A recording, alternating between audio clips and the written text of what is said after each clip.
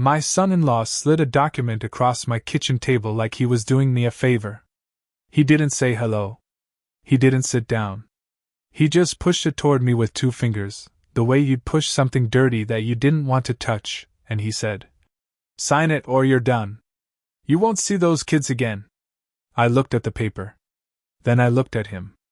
And I didn't say a word. What I didn't tell him, what I hadn't told anyone in that room, was that I had spent 31 years doing exactly one thing for a living.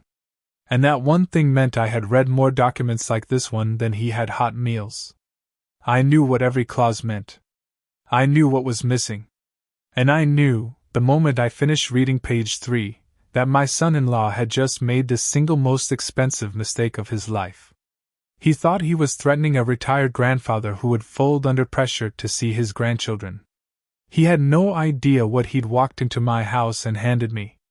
Let me take you back to where this really started, because the document on that table wasn't the beginning. It was just the moment he stopped hiding what he'd been building for 2 years. My daughter Claire married Marcus 7 years ago. I paid for the wedding. Not partially, fully. The venue, the catering, the honeymoon in Portugal. I didn't make a ceremony of it. I didn't ask for gratitude or a plaque on the wall. Claire was happy. That was enough for me. Marcus came from a family that measured respect in dollar amounts and square footage. His father drove a car that was slightly too expensive for his income and talked about it constantly.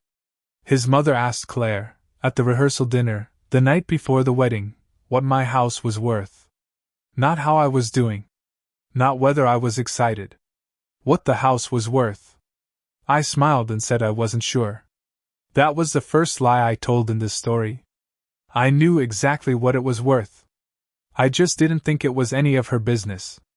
Marcus was charming in the beginning, the way some people are charming when they're still deciding what they want from you. He called me, sir, for the first year. He asked my opinions on things. He shook my hand firmly at family dinners and laughed at my jokes even when they weren't funny. Then Claire got pregnant with their first child, my granddaughter Nora, and something in Marcus shifted. It was subtle at first. He started making small decisions about family visits without consulting Claire.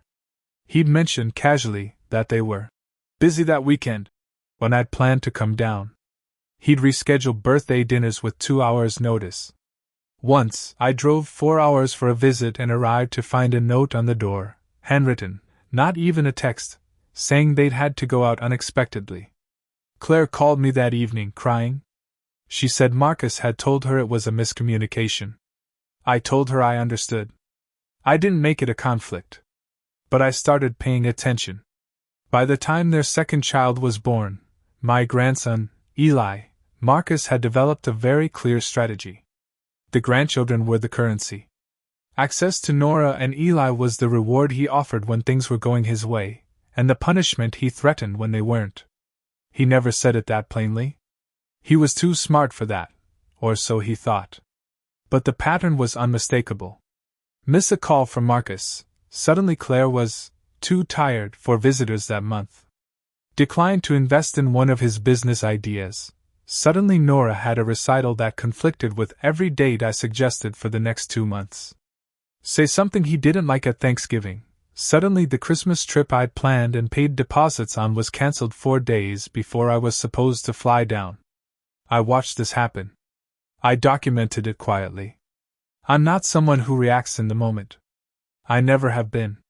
The people who've underestimated me over the years have all made the same mistake. They assume that because I don't raise my voice, I'm not doing anything. I'm always doing something. Now, to understand what happened next, you need to understand what I actually do, or did, before I officially stepped back from the firm. I spent 31 years as a contract litigation specialist. Not a general practice lawyer. Not a real estate attorney. A specialist, specifically in contractual disputes, coercive agreements, unconscionable clauses, and what the law calls duress. I argued cases in 4 states. I trained junior attorneys. I testified as an expert witness in 11 separate proceedings on the question of whether a contract signed under threat or manipulation was legally enforceable. I didn't advertise this to Marcus. I'd never had a reason to. He knew I had a legal background. Claire had mentioned it. But Marcus was the kind of man who heard, retired lawyer, and pictured someone who'd done wills and property transfers for 30 years. Someone harmless. Someone old. He didn't know my specialty. He didn't know my reputation. He didn't know that 3 of his own business contracts, ones he'd signed in the past 4 years, had clauses in them that I could identify as problematic from across a room. He didn't know any of that when he drove to my house on a Tuesday afternoon in March and put that document on my kitchen table. The document was titled, Family Visitation and Relationship Agreement. 11 pages. It had been prepared by an attorney, a real one, not a template, which told me Marcus had been planning this for a while. It outlined a formal schedule for my access to Nora and Eli. It included conduct clauses, things I was prohibited from discussing with the children. It included a financial clause that I'll come back to, because that clause alone was the thing that told me everything I needed to know about what this was really about. And it included a signature line at the bottom, with a notarization block and a deadline. 14 days. Sign it, Marcus said, or you're done. I picked up the document. I read it the way I read every document, slowly, completely, without reacting. Marcus stood in my kitchen with his arms crossed, watching me, waiting for me to look scared or confused or grateful that he'd at least given me a legal framework for seeing my grandchildren. When I finished, I set it down. I said, I'm going to need some time to look this over. He said, It's straightforward. You either want to see the kids or you don't. I said, I understand. I'd still like some time. He took the document back, told me the clock was running, and left. I sat in my kitchen for about 4 minutes. Then I picked up my phone and called my former colleague, a woman named Patricia, who is one of the sharpest family law litigators I have ever met. She owed me nothing, I say that clearly, but she answered on the second ring, which told me she had time. I told her what had just happened. I told her about the financial clause. There was a pause on her end. She said, Send me a photo of page 8. I did. She said, He has an attorney who doesn't know what they've done. That was all I needed to hear. Now let me tell you about page 8. The financial clause. The agreement buried in language about mutual family interests and estate continuity required me to designate Marcus and Claire as co-primary beneficiaries of my estate, ahead of my other 2 children, my son Daniel and my daughter Renee, and to provide written confirmation of this designation within 60 days of signing the visitation agreement. It framed this as a family stability provision. It was written carefully enough that someone unfamiliar with coercive contract law might read it as a routine request. It was not routine. What Marcus had done, whether he fully understood it or not, was attach a financial coercion mechanism to a grandparent access agreement. He had made seeing my grandchildren legally conditional on restructuring my estate in his favor. In the state where I live, this is not a gray area. It is a textbook unconscionable clause. It is the kind of language that doesn't just make a contract unenforceable, it can constitute grounds for an independent legal claim against the party who presented it. And he had it notarized. With a deadline. And he had handed it to me in person, with a verbal threat, in my own home. I want you to understand what that means from an evidentiary standpoint. He created a paper trail. He attached his name and his attorney's name to a document designed to pressure a grandparent into changing his estate by threatening to withhold access to minor children. He then verbally reinforced the threat in a location where he had no witnesses on his side. He had handed me everything. I didn't call him back that night. I didn't call Claire, either, because I knew she wasn't fully aware of page 8. I knew that with certainty based on how our relationship had been, and because Claire is not that person. What Marcus had built, he had built around her, not with her. I spent the next 3 days doing 2 things. First, I had a full conversation with Patricia about what remedies were available to me and what the realistic timeline looked like. Second, I started organizing documentation I had been quietly keeping for 2 years. Texts. emails. A journal I'd maintained since the first cancelled visit, with dates, times, and descriptions.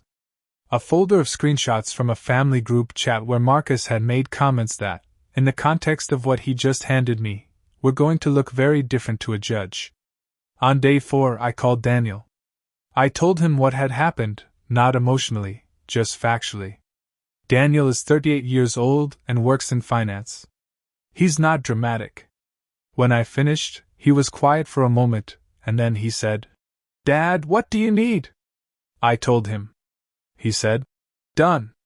On day 6, I called my estate attorney, a man I had worked alongside professionally for over a decade. I didn't change my estate in any direction. What I did was have a conversation about the existing structure, which I will tell you was more substantial than Marcus had apparently calculated. He seemed to believe I was a comfortable retiree with a paid-off house and a reasonable pension. He was operating on badly incomplete information. What he didn't know, because I had never discussed my financial situation with him, because it was none of his business, was that the house he thought I had modest equity in was one of 4 properties. That the retirement he assumed was a pension was a combination of investment income, royalties from a legal textbook I'd co-authored in 2004 that was still used in 3 law school programs, and a structured buyout from the firm that I had negotiated carefully and specifically. He didn't know about the commercial property in my brother's name that I had a documented beneficial interest in. He didn't know about the trust one had established 9 years ago that existed in a structure his document couldn't touch regardless of what I signed. He had tried to leverage access to my grandchildren to get a piece of something he didn't even have an accurate map of. That's the thing about people who make power moves without doing their research. They're so focused on the threat that they never stop to ask, why hasn't this person panicked yet?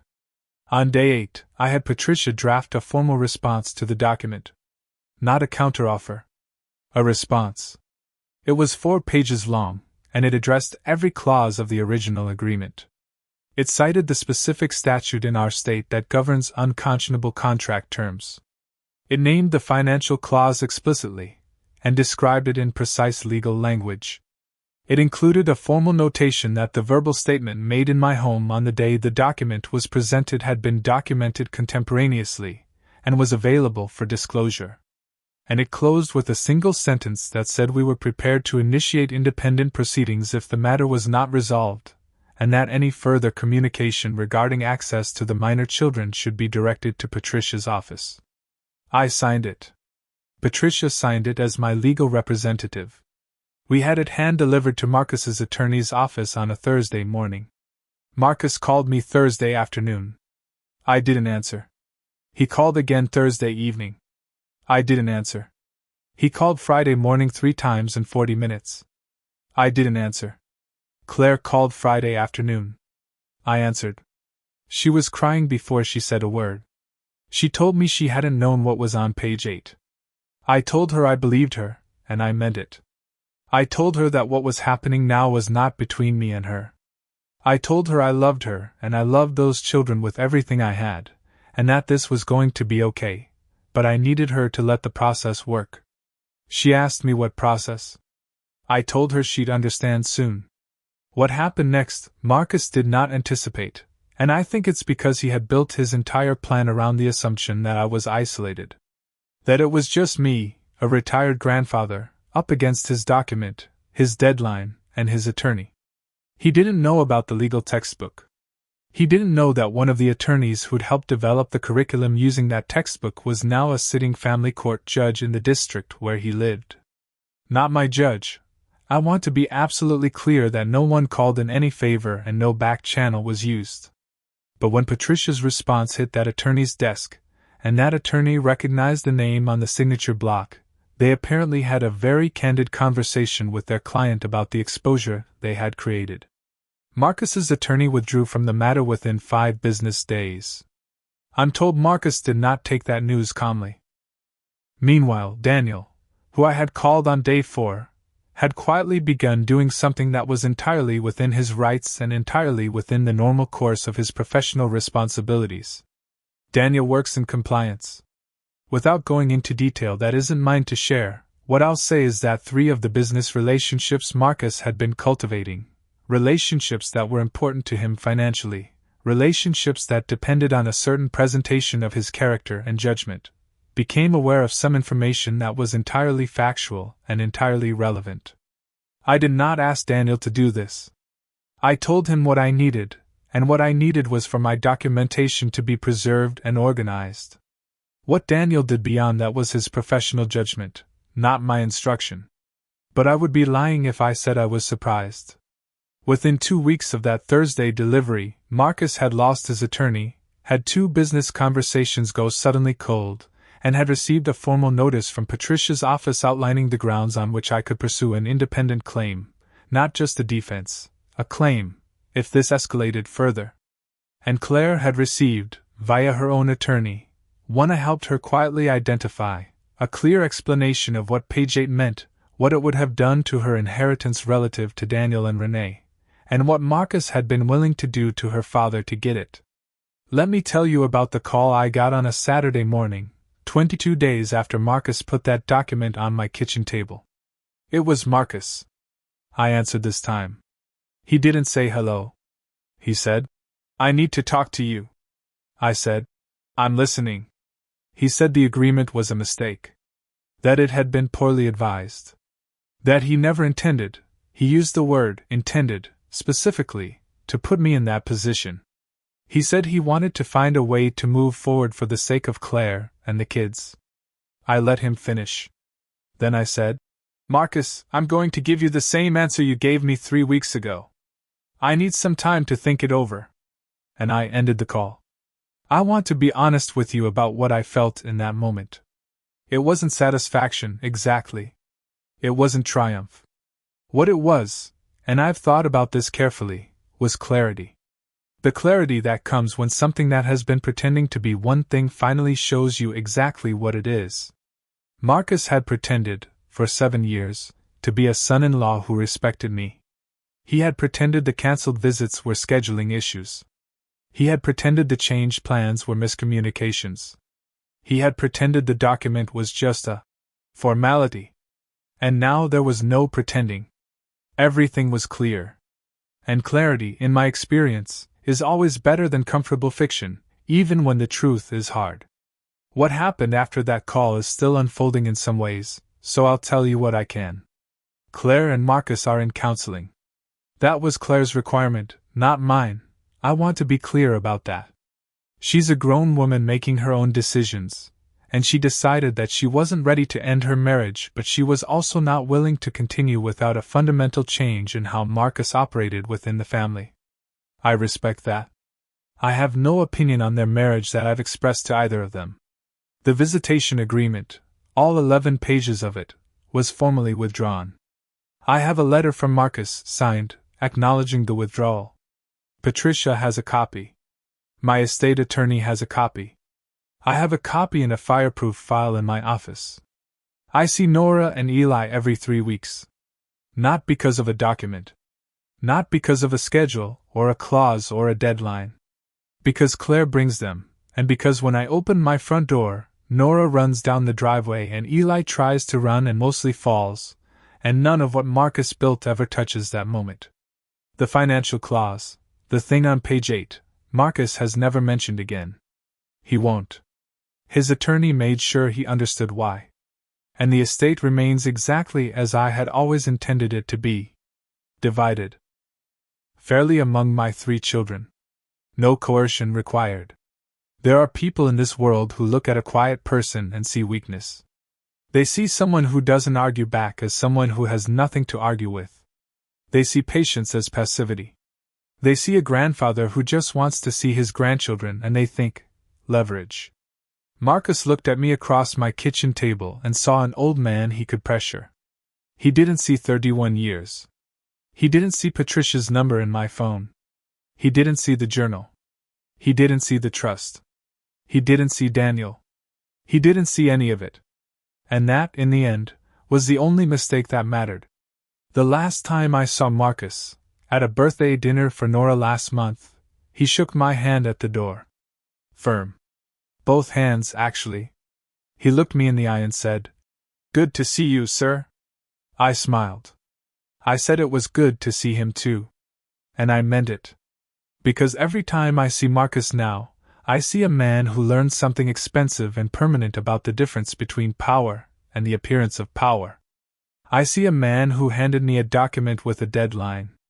And I see what happens when you choose the wrong grandfather.